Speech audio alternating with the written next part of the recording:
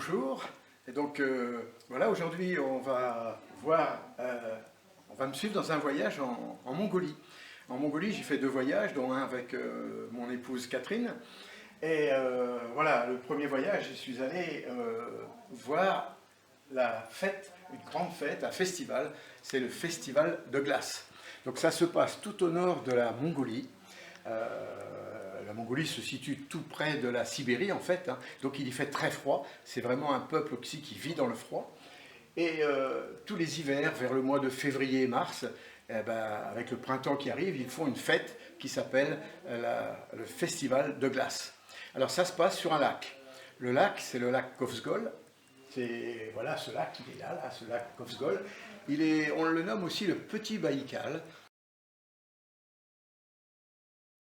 parce qu'il n'est pas loin du Baïkal, en Sibérie, qui se trouve un petit peu plus haut.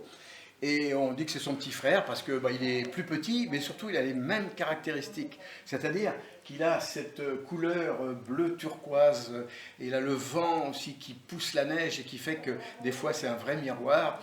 Et on voit toutes les craquelures, tous les dessins de la glace. Donc c'est un lac magnifique. Mais il est aussi sacré.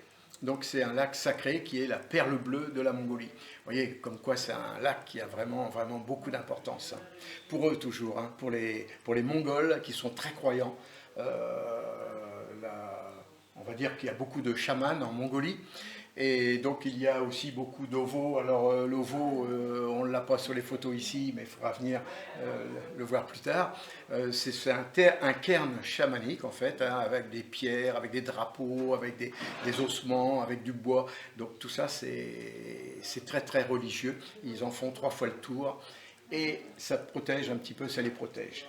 Alors pour ce festival, eh bien, les gens ils viennent d'un petit peu partout de toutes les peuplades qu'il y a autour, et ils ont revêtu leurs plus beaux costumes, ils ont décoré leurs chevaux, ils ont mis des jougs tout à fait décorés aux chevaux, et les chevaux sont à l'honneur, avec une espèce de troïka qui est derrière, et donc ça leur sert pour les travaux, mais ça leur sert aussi ce jour-là pour emmener du monde, pour se promener, pour faire des photos, enfin c'est vraiment un jour de fête.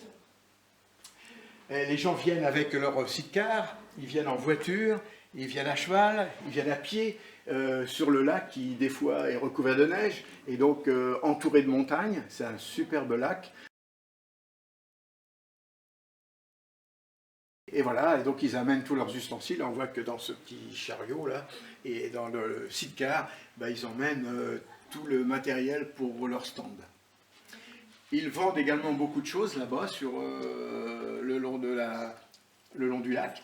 Et puis ils font aussi des sculptures sur glace. Donc c'est l'occasion d'un concours de sculpture sur glace. Ils font également des chants, des jeux, un tas de jeux. Alors si vous avez l'occasion de voir mon film qui s'appelle Les peuples du froid, vous aurez des belles séquences sur ce peuple et sur cette fête avec tous les jeux que je n'ai pas mis en photo ici parce qu'il n'y a pas suffisamment de place. Voilà.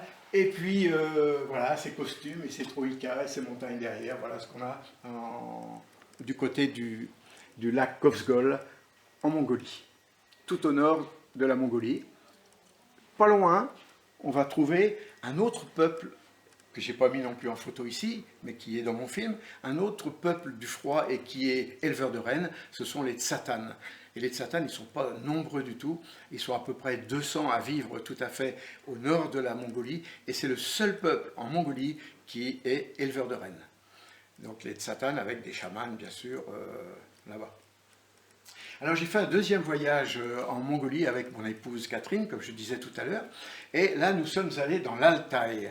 L'Altaï se situe par rapport à la Mongolie, tout à l'ouest de la Mongolie, et la Mongolie est vraiment coincée entre 2 énormes pays qui sont la Chine et, en bas et l'URSS, la Russie plutôt, en haut. Et donc l'Altaï se situe à la pointe, juste tout près du Kazakhstan. Et ce sont la plupart du temps, ce sont des Kazakhs qui habitent là. Et il y a beaucoup de Kazakhs qui ont été réfugiés à un moment donné et qui sont restés là. Et ils ont gardé leur langage. Ils sont musulmans. Ils vivent soit dans des yourtes, soit sous des yourtes, soit dans des maisons. Et nous sommes allés à la rencontre des nomades. Et donc là, voilà, on est dans les yourtes des Mongols. C'est vraiment, c'est beau à voir. Il y a beaucoup de couleurs. Toutes leurs tapisseries, leurs tapis sont vraiment colorés. Les meubles sont peints avec des couleurs. Et c'est vraiment beau, hein, une yourte. Tout comme le tchoum des nanettes, et ben la yourte elle est ronde d'une part, et puis à son centre il y a un poêle. Il y a un poêle qui est la source de vie, puisque c'est là qu'on va faire la cuisine, c'est avec ça qu'on va chauffer, et autour eh bien, il y aura les meubles, les lits, et puis un endroit pour les invités également. Voilà. Donc, les yourtes, vraiment, c'est quelque chose d'important. Alors, on peut dire que l'accueil chez les Kazakhs, comme chez les Mongols en général, est vraiment particulier et vraiment un accueil vraiment très chaleureux. On ne passe pas là-bas sans être invité à boire du lait ou à manger un repas du mouton. Effectivement, c'est la viande, les repas sont à base de mouton, matin, midi et soir. Et puis également le lait, du lait d'yak, du lait de jument laité. Et ben nous, on a eu l'occasion de boire beaucoup de lait de yak qu'ils mettent avec du thé. C'est du thé au lait, mais on pourrait appeler ça plutôt du lait au thé, parce qu'il y a vraiment beaucoup de lait. Donc voilà, à côté des nomades, un petit peu plus bas, toujours chez les Kazakhs, eh bien, on va aller à un festival également, qui s'appelle le Festival des Aigliers.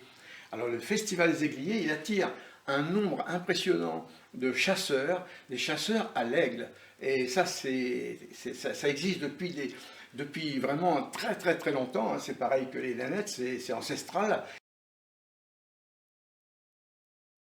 Et les Kazakhs utilisent leurs aigles, ils les prennent tout petits, ils les prennent au nid, ils ont 2 mois à peu près, et ils vont les élever pour qu'ils aillent à la chasse, pour qu'ils chassent. Alors ils chassent le renard, la marmotte, le lièvre, et même parfois le loup. Mais là, pour le loup, des fois, il faut être à plusieurs, hein, parce que le loup est quand même un animal plus gros.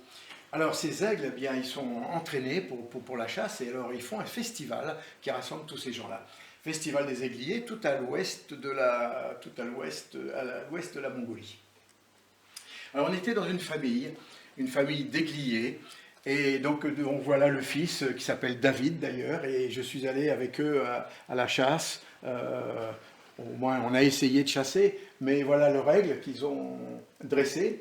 Et alors sur l'aigle, dans l'ensemble, ils mettent un petit chapeau au-dessus des yeux pour éviter qu'il soit distrait et pour qu'il soit beaucoup plus affiné pour la chasse lorsqu'il y aura lieu d'y aller.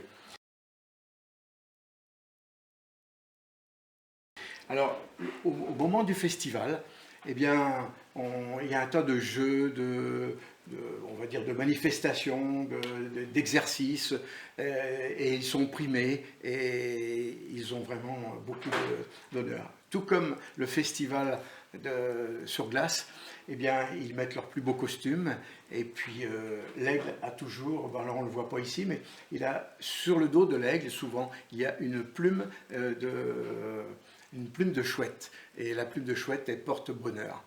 Voilà, alors ces Kazakhs, eh bien, on a eu un accueil vraiment chaleureux. Déjà dès notre arrivée, on a été invité à un mariage, donc c'est quand même quelque chose d'important d'inviter un étranger à un mariage.